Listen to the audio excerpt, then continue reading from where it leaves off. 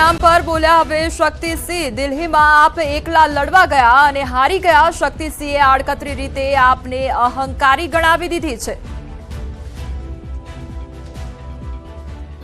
દિલ્હીના પરિણામો આવ્યા, આપણે હરિયાણામાં જીતતા હતા, આપણે ઈચ્છતા હતા બધા સાથે રહે, ત્યાં કશું જ નહોતું। આમ આદમી પાર્ટીએ ત્યાં ઉમેદવારો રાખ્યા, ભારતીય જનતા પાર્ટી છે દિલ્હીમાં એકલા હાથે લડવા ગયા। જનતા જનાર્દન નિર્ણય કરતી હોય છે, આપણા હાથમાં નથી। અને એ કેજરીવાલજીને પણ હરાવી દીધા, આમ આદમી પાર્ટીને પણ ત્યાં હરાવી। લોકશાહી દેશમાં લોકો સર્વોપરી હોય છે, જનતા સર્વોપરી હોય છે। જનતા કોઈ જે પણ મેન્ડેટ આપે એ સ્વીકાર્ય હોવો જોઈએ, એ સ્વીકાર્ય છે। અને જ્યાં પણ તૂટીઓ હશે, ભૂલો હશે અને કેમ્પેન દરમિયાન કદાચ જે આમ આદમી પાર્ટીની પોતાની પ્રચારની નીતિ હતી એનાથી વધારે પૂરજોશમાં ભારતીય જનતા પાર્ટીની પ્રચારની નીતિ હશે। પાર્ટીનું જીતનું કોઈ એકમાત્ર કારણ હોય તો દેશના યશસ્વી વડાપ્રધાન નરેન્દ્રભાઈ મોદીની જે વિકાસની રાજનીતિ છે, એમાં જે વિશ્વાસ દિલ્હીની પ્રજાએ મૂક્યો છે એ જ છે। કેજરીવાલજીની મત વિસ્તારની અંદર અમારા ઉમેદવાર પ્રવેશ વર્માજી અને ભારતીય જનતા પાર્ટીનું શીર્ષ નેતૃત્વનું માર્ગદર્શન, એમને જે બતાવેલા રસ્તા ઉપર કામ કર્યું, ત્યાંની પ્રજાનો સંપર્ક કરવાનું, અમે ઘરે ઘરે બૂથથી લઈને ઘર સુધીનો સંપર્ક કર્યો। દિલ્હી વિધાનસભાની ચૂંટણીના પરિણામ પર ચૈતર વસાવાનું નિવેદન પણ સામે આવ્યું છે। તેમણે કહ્યું છે કે જનતા જે મેન્ડેટ આપે તે સ્વીકારવું જોઈએ। આજનું પરિણામ જોતા તેનું ચિંતન કરીશું, ભૂલો સુધારવા પ્રયાસ કરીશું। ભાજપની 38 બેઠક પર જીત થઈ છે, ત્યારે ભાજપ 48 બેઠક પર આગળ જોવા મળી રહી છે।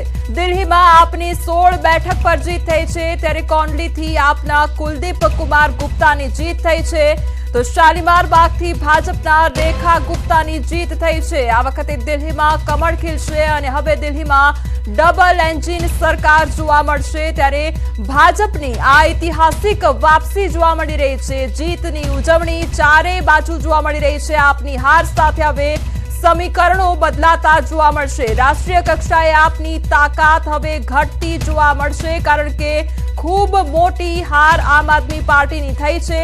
આ વખતે ઝાડુનો જાદુ નથી ચાલ્યો અને ભાજપનો ભગવો આ વખતે લહેરાયો છે। ભાજપનો ભગવો આ વખતે દિલ્હીમાં ભારે પડી ગયો છે અને ઝાડુનું કોઈ જાદુ આ વખતે ચાલ્યો નથી। જે મફત આપવાની રાજનીતિ અત્યાર સુધી ચાલી તે આ વખતે કામ નથી કરી અને આ વખતે જે વિકાસની રાજનીતિ છે, વિકાસની વાત છે, તે દિલ્હીની જનતાઓમાં ઘર કરી ગઈ અને તેના કારણે જ આ પરિણામ જોવા મળી રહ્યું છે। દિલ્હીમાં જીત બાદ ગુજરાતમાં પણ આ તરફ ઉજવણીનો માહોલ જોવા મળી રહ્યો છે। ગુજરાત ભાજપ કાર્યાલય પર ઉજવણીના દ્રશ્યો સામે આવ્યા છે। લોકો ફટાકડા ફોડીને ઉજવણી કરી રહ્યા છે। દિલ્હીમાં જે જીત પ્રાપ્ત થઈ છે, આ વખતે ખૂબ લાંબો સંઘર્ષ કરવામાં આવ્યો છે અને ત્યારબાદ આ જીત જે મળી છે તેના જશ્નના દ્રશ્યો ચારેય બાજુથી જોવા મળી રહ્યા છે। દિલ્હીમાં ભાજપની 38 બેઠક પર જીત થઈ છે, ભાજપ 48 બેઠક પર આગળ ચાલી રહી છે। આ તરફ દિલ્હીમાં હાર બાદ કેજરીવાલનું નિવેદન પણ સામે આવ્યું છે। જનતાનો નિર્ણય સ્વીકાર્ય છે તેવું કહેવામાં આવ્યું છે। જીત માટે ભાજપને અભિનંદન પાઠવ્યા છે। જે કારમી હાર થઈ છે દિલ્હીમાં, તેમાં અરવિંદ કેજરીવાલનું આ નિવેદન હાર બાદ સામે આવ્યું છે। હારનો સ્વીકાર કર્યો છે, આ સાથે જનતાનો નિર્ણય સ્વીકાર્યો છે તેવું પણ કહ્યું છે। जनता का जो भी फैसला है उसे हम पूरी विनम्रता के साथ स्वीकार करते हैं। जनता का निर्णय सर माथे पर।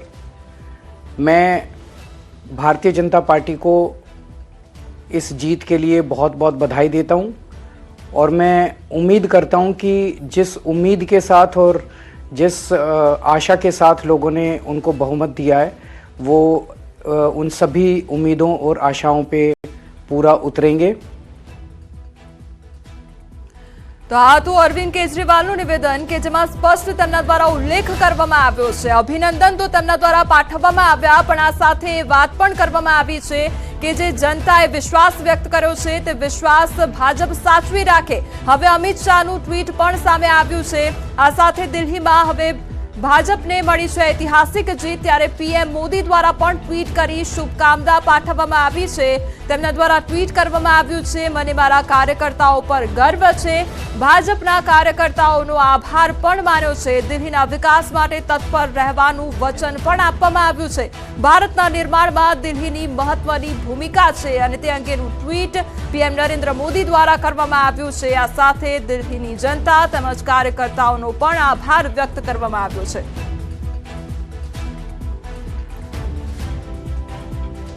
તો ભારત નિર્માણમાં જ દિલ્હીની મહત્વની ભૂમિકા રહી છે, તેને લઈને આ ટ્વીટ કરવામાં આવ્યું છે. બીજી તરફ દિલ્હીના પરિણામ પર અમિત શાહ દ્વારા પણ પ્રતિક્રિયા આપવામાં આવી છે. સોશિયલ મીડિયા એક્સ પર અમિત શાહે પણ પોસ્ટ શેર કરી છે. તેઓએ લખ્યું છે કે દિલ્હીના લોકોએ બતાવી દીધું છે કે વારંવાર ખોટા વચનો આપીને જનતાને ગેરમાર્ગે દોરી શકાતી નથી.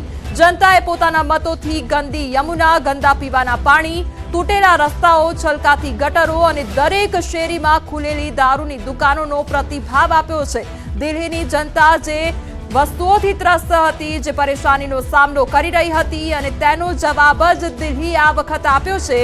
જે દારૂની દુકાનોનો પ્રતિભાવ આ વખતે દિલ્હીના લોકોએ આપ્યો છે ને એટલા માટે જ આ વખતે દિલ્હીમાં કમળ ખીલવાનું છે.